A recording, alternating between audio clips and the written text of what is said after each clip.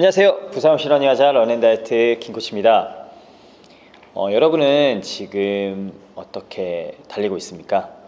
부상 없이 달리고 달리기를 조금 더 즐겁게 달리는 방법이 있다면 그 방법이 공유되는 게 맞는 것 같아서 건강한 달리기를 위한 10가지의 법칙이 있는데요. 이거는 제가 운동을 하면서 그리고 많은 러너들에게도 항상 강조하는 거이기도 합니다. 근데 전국에 계신 많은 러너분들 그리고 부상에서 회복하지 못하고 항상 달리기가 힘들게만 했다면 이 10가지의 법칙을 한번 지키면서 해보신다면 달리기가 조금 더 즐겁고 부상을 당하지 않는 데 도움이 되실 것 같아요.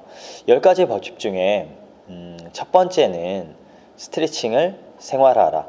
여러분들이 스트레칭을 평상시에 생활화한다면 운동 전, 운동 후 뭐 그럴 때도 평상시에 필요하긴 하지만 여러분의 일상생활에서 스트레칭이 생활화가 된다면 부상을 당하지 않는데 큰 도움이 되실 거예요. 그리고 근육이 부드러우면 실력과 기록 향상에 도움이 많이 되기 때문에 여러분이 운동함에 있어서 스트레칭이 생활화되는 건 기본이라고 생각을 합니다. 그리고 두 번째, 당신에게 맞는 신발을 계속 신어라. 저 역시도 제가 신발을 편하고 제 발에 맞는 신발이 있다면 그 신발만을 고집하고 신습니다. 근데 아마추어 러너분들 같은 경우는 신발을 많이 구입하시기도 하고 디자인이나 기능에 따라서 많이 바꾸는 경우가 있는데요. 많은 분들을 보면 신발로 인해서 가장 많은 부상을 당하세요. 그 신발을 신고 본인이 편하지 않은데도 불구하고 디자인이 이쁘기도 하고 다른 러너분들이 신고 있기 때문에 그 신발을 신는 경우가 굉장히 많습니다.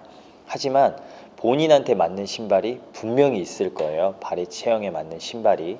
그렇기 때문에 그 신발이 본인한테 맞고 편하다고 하면 그 신발을 조금은 고집해서 그 신발만 신으시는 게 좋습니다. 신발 찾는 게 가장 힘들기는 해요. 하지만 브랜드마다 각자가 갖고 있는 특성이 다 있기 때문에 분명히 맞는 신발이 있을 겁니다. 그렇기 때문에 여러 가지의 신발 브랜드를 고르고 여러 가지의 신발 브랜드를 찾지 말고 본인이 신었는데 맞는 신발을 찾았다면 그 신발만 고집해서 신으시면 됩니다. 그리고 세 번째, 보조 도구를 사용하라. 네, 보조 도구라는 거는 부상을 당하지 않기 위해서 사용하는 것들인데요. 제가 보조 도구라고 하니까 뭐 여러 가지 있는 건 아니고요. 제가 알려드리고 싶은 건 종아리 서포터 정도, 그리고 테이핑 요법. 테이핑은 여러분들이 부상을 당했을 때 하는 거라고 생각을 하시는데 부상을 당했을 때 하는 것이 아니라 부상을 당하지 않기 위해 운동 전에 하는 거라고 저는 배웠습니다. 그리고 그렇게도 배웠고 그럼으로 인해서 부상 당할 수 있는 확률을 30-40% 정도는 줄여줘요. 제가 창원의 런클리어 러닝스쿨을 운영하면서 엘리트 축구 선수들, 야구, 그리고 농구 선수, 육상 선수들까지 지도를 하고 있는데요. 테이핑 요법을 알려줘요. 테이핑 요법을 하면서 운동을 하라고 알려주고 그걸 지키는 친구들은 정말로 부상이 확연하게 줄어들었고요. 그걸 지키지 않고 동일한 조건에서 운동하는 친구들은 부상을 당하는 걸 자주 봐오고 있습니다. 그래서 제가 가르치는 제자들에게 테이핑 요법을 알려줘서 꼭 그 테이핑 요법을 하고 부상을 당하지 않고 너희들의 실력을 향상시키는 건 운동도 중요하지만 그 운동 과정에서 부상을 당하지 않는 게 더 중요하다고 생각하고 있기 때문에 아이들에게 조금은 강조하고 있습니다. 그렇기 때문에 여러분도 운동을 할 때 종아리 같은 경우에 테이핑을 하기 힘들다 그러면 종아리 서포터 같은 것들 그런 것들 CEP나 요즘 브랜드 너무 많이 있잖아요. 좋은 브랜드들 CEP나 컴포트 같은 브랜드 것들을 사용해 보신다고 하면 부상을 예방하는 데 도움이 되실 것 같습니다. 자, 4번은 걷기로 시작을 해서 걷기로 끝내라.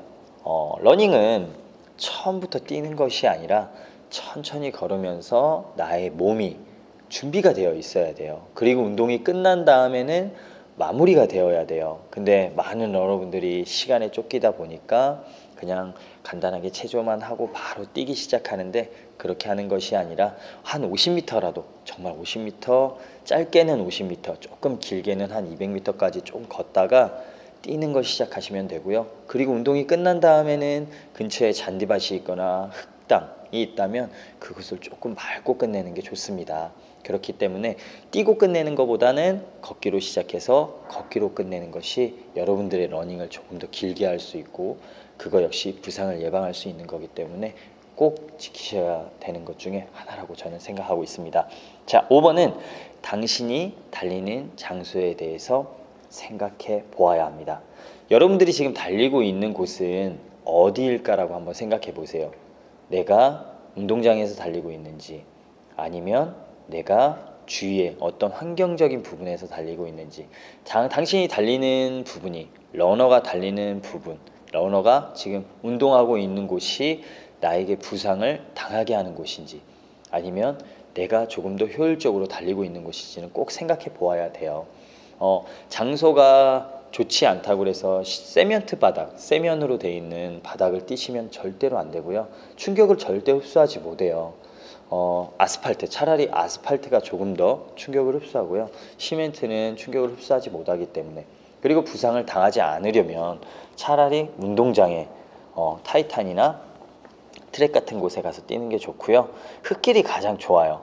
흙땅이 가장 좋고 잔디밭이 가장 좋고. 근데 잔디밭을 뛰면 우리가 이제 힘을 2번 회복할 때 저는 잔디밭을 뛰라고 해요. 그러니까 흙땅이 가장 내가 다치지 않는 것은 가장 좋고, 흙땅 다음에는 없다 그러면, 흙땅이 없다 그러면은 운동장에 가서, 운동장에 지겹겠지만 지겹죠. 계속 똑같은 장소에서 계속 돌아야 되니까. 그러니까 조금 더 재밌게 뛰시려면 운동장 가면 8코스로 이렇게 이루어져 있어요. 1, 2, 3, 4, 5, 6, 7, 8. 그래서 조금 시간을 좀 생각하지 않고 좀 재밌게 뛰고 싶다 그러면 8코스부터 7코스, 6코스, 그 다음에 5코스 이렇게 안쪽으로 들어가면서 8코스로 2바퀴씩만 뛰어도 16바퀴가 뛰어지시거든요. 그렇기 때문에 결코 짧은 거리가 아니에요. 그렇게 뛰신다면 좀 지루함을 덜하고, 그 다음에 운동장에서는 평지이기 때문에 여러분들의 부상을 예방할 수도 있습니다. 그렇기 때문에 지금 여러분들이 뛰고 있는 장소를 한번 생각해 보시고요.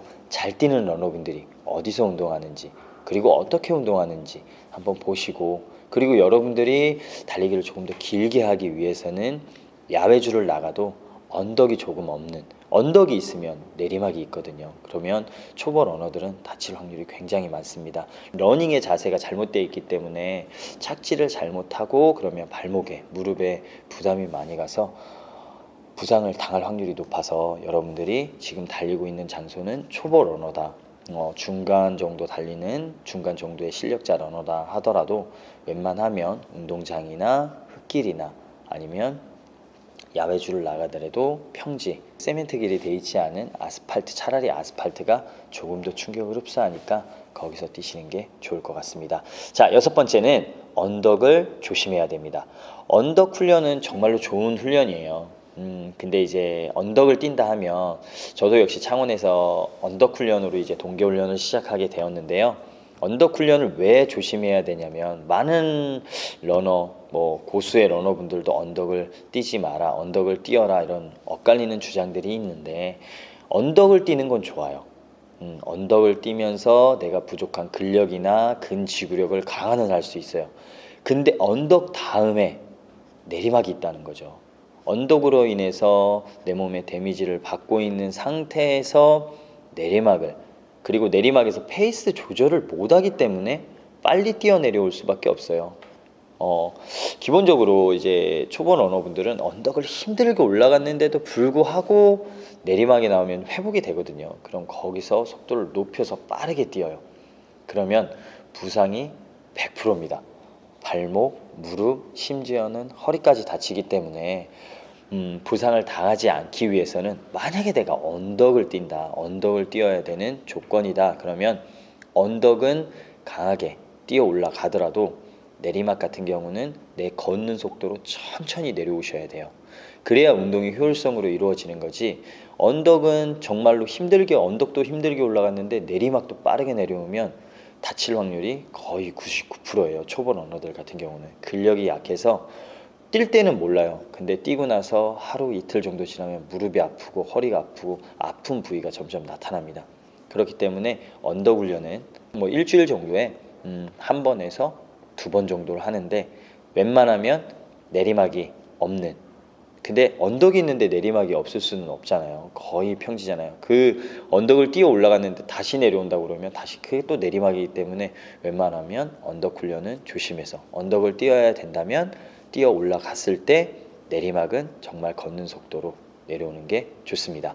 자, 7번은 얼음을 가지고 다녀야 된다. 얼음을 가지고 다닐 수 있다면 겨울에도 동일해요. 프로 선수들, 아마추어가 아닌 프로 선수들은 모든 시합이 끝나고 난 다음에 냉찜질을 합니다. 모든 시합이 다 시합장에 가보면, 엘리트 선수들 시합장에 가보면 큰 통에 얼음을 넣고 시합이 끝난 다음에 바로 그 얼음에 들어가요. 얼음통에 이렇게 목까지 담궈서 들어가는데, 그 이유는 우리들이 열을 발생하면 근육의 피로도가 굉장히 높아져요. 그리고 부상을 당할 확률이 높기 때문에 근육을 수축해 놓는 게 좋아요. 근데 여기서 지금처럼 겨울일 때 조심해야 될 게 뭐냐면, 운동이 끝나고 바로 해야 돼요. 운동이 끝난 다음에 체온이 떨어지고 난 다음에 얼음찜질을 하게 되면 감기에 걸릴 확률이 있어서, 그렇게 되면 오히려 더 손해겠죠. 그러니까 운동이 끝나고 근육에 열이 발생된 상태에서 바로 얼음찜질을 해서 근육을 수축하고 염증이 생길 것 같은 부위를 보호하는 거예요. 그렇기 때문에 체온이 떨어진 상태에서는 하지 않는 게 좋고요. 운동이 끝난 후 바로 하는 게 여러분한테 좋기 때문에, 그 방법이 정말 얼음찜질을 해라 했다고 그래서 운동이 끝나고 정말 추워 죽겠는데, 내가 추워 죽겠는데, 지금처럼 겨울인데, 여름에는 상관없죠. 추워 죽겠는데도 얼음을 가져와서 마사지를 한다는 건 불가능하고요. 운동이 끝난 후에 바로, 내가 체온이 떨어지기 전에, 그러면 부상을 예방할 수 있습니다. 자, 8번째, 훈련 일지를 작성하라. 여러분들은 훈련 일지를 작성하고 있는지가 저는 궁금하거든요.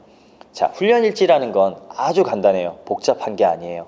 여러분들이 운동함에 있어서 그냥 내가 노트가 하나 있고 펜을 하나 잡고 그날 훈련한 거를 많이 쓰는 게 아니고, 그냥 내가 어느 장소에서 몇 킬로를 뛰었다, 이거랑, 그리고 내가 오늘 훈련할 때 느꼈던 점, 너무 힘들었으면 그냥 힘들었다, 오늘 달리는데 너무 즐거웠다.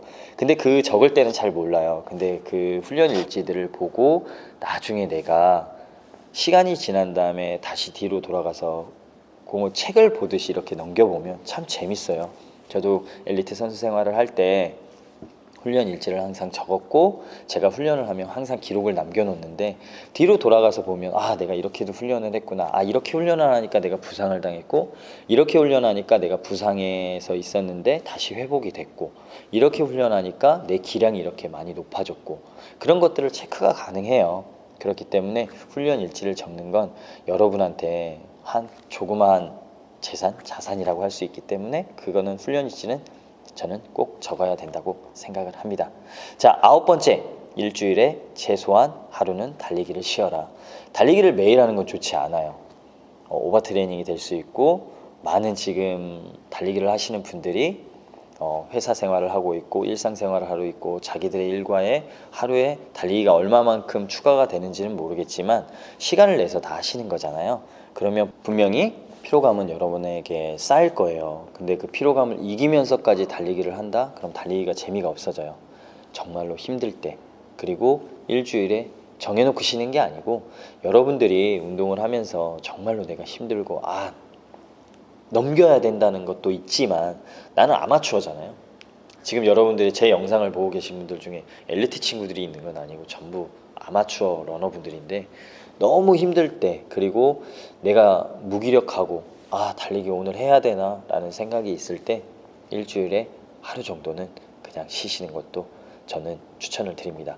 제 스케줄 일지를 보면 일주일에 항상 목요일은 휴식으로 돼 있어요. 왜 쉬냐? 다음을 준비하기 위해서입니다.